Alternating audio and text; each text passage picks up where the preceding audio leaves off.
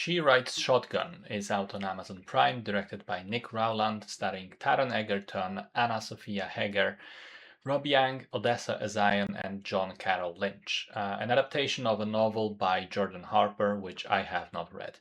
The film is a pretty straightforward thriller. A man with a criminal past goes on the run with his young, estranged daughter when they both become marked for death by a ruthless gang of drug traffickers. But of course, escape isn't that easy. So I thought this was a perfectly average film in the sense that it has some good elements, it has some bad, but ultimately it's going to be pretty forgettable and doesn't stand out from a myriad of other similar movies. In terms of the good, both Taron Egerton and Anna Sophia Hager are doing a good job with their characters. I think the relationship is pretty complicated and they play off that very well.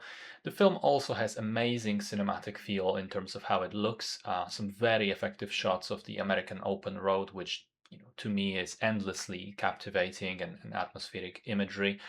Really good texture to the image as well, a properly grainy look.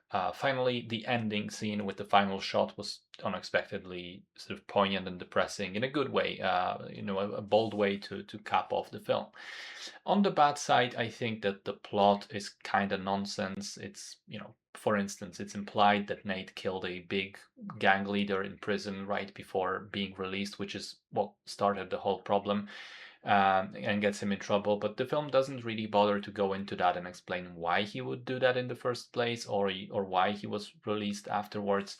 I think the actions of the detective leading into the final act are kind of shaky. He acts as if Nate is his only play as bait, but then minutes later he suddenly comes with a loads of backup.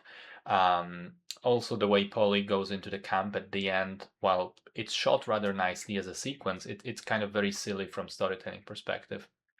I also think it's a problem when your point of view character, Polly, has no agency throughout 95% of the film. She doesn't really take action, she doesn't make decisions, she's a passenger, which is kind of understandable because she's a child, but that it still makes it for a pretty passive viewing experience.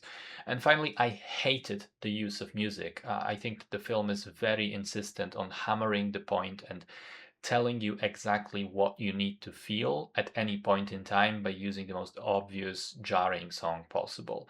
Some restraint would have been nice. In any case, as I said earlier, not great, not terrible, just a run of the mill thriller.